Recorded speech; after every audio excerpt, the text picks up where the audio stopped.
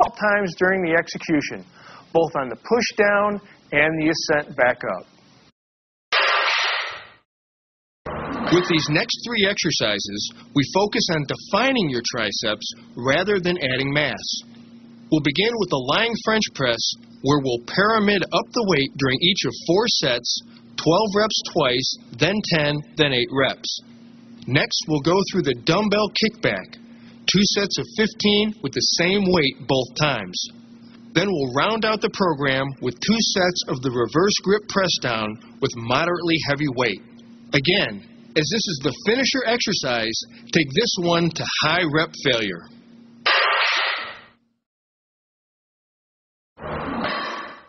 The French press is sometimes called the lying triceps extension and sometimes the nose busters, but you won't break anything if you follow strict form and use a spotter. This exercise is probably one of the best ways to create mass-building contractions of the hard-to-develop long head of the triceps, running right here. To begin, lie face up on a flat bench with your feet squarely on the floor, not up on the bench. Grasp an easy bar or barbell with the palms up, shoulder-width grip.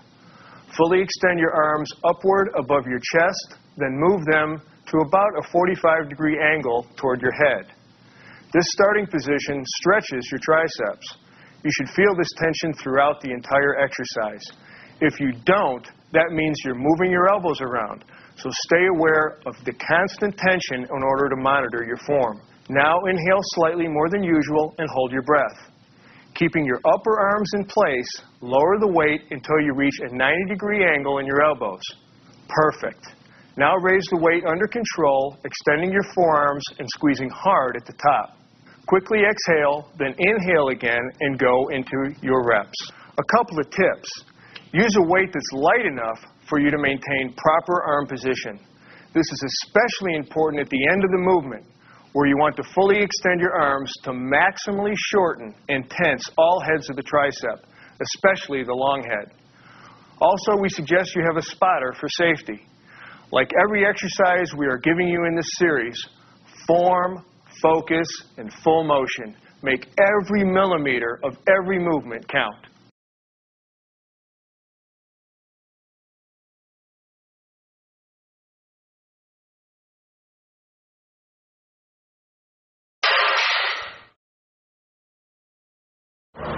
When you watch a segment included on each of these programs on the 27 Weider principles, you'll see just how important it is to vary your workouts, to attack your muscles from different angles with a variety of different approaches. The dumbbell kickback is a way to do just that and work your triceps from a different angle to stimulate new growth. As always, to get maximum effectiveness, you're going to have to give maximum attention to strict form. That means avoiding the temptation to let momentum take over. Okay, let's begin. Place your inside hand on your exercise bench to support your upper body.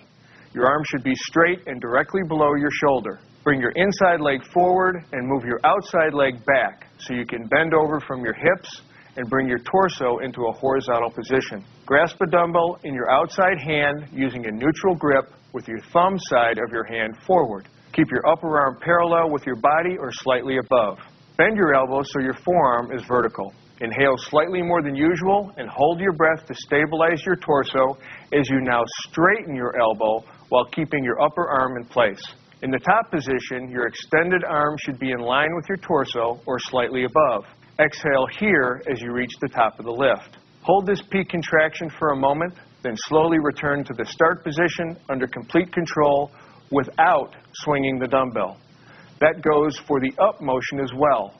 Be sure you avoid any swinging movement as you transition from the down motion. That's the basic movement, but be careful. There are lots of ways to diminish the effectiveness of the kickback exercise. As I said, don't let momentum take over. Don't swing the weights. Also, you need to keep your torso stabilized and in a horizontal position. If you let your body angle up with your shoulders higher than your hips, you'll end up using momentum to raise the weights, whether you like it or not. Another thing, since the kickback involves all 3 heads of the triceps, you've got to achieve the full range of motion the exercise offers. That means don't overdo the weight. Make sure you fully extend your elbow and raise your arm slightly above the level of your back. Don't twist on the lift. Use only your arm, not your shoulder, to raise the dumbbell.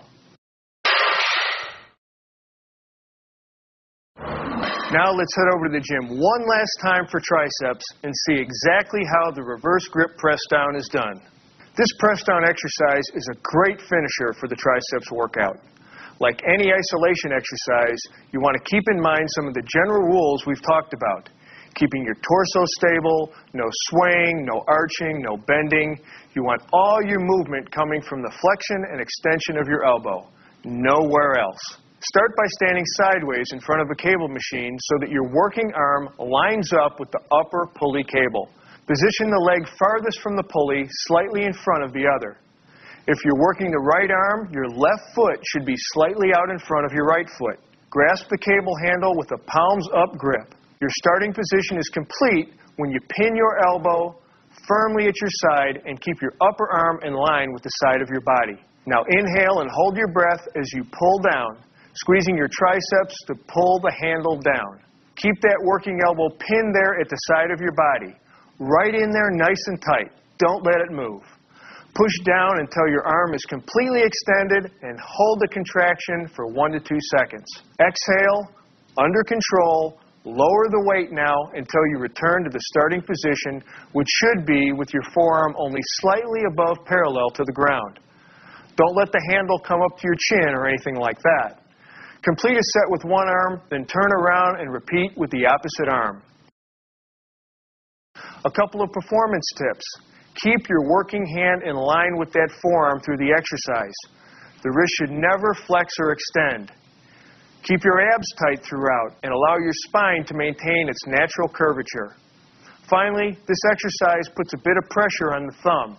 If it's uncomfortable, back off on the weight.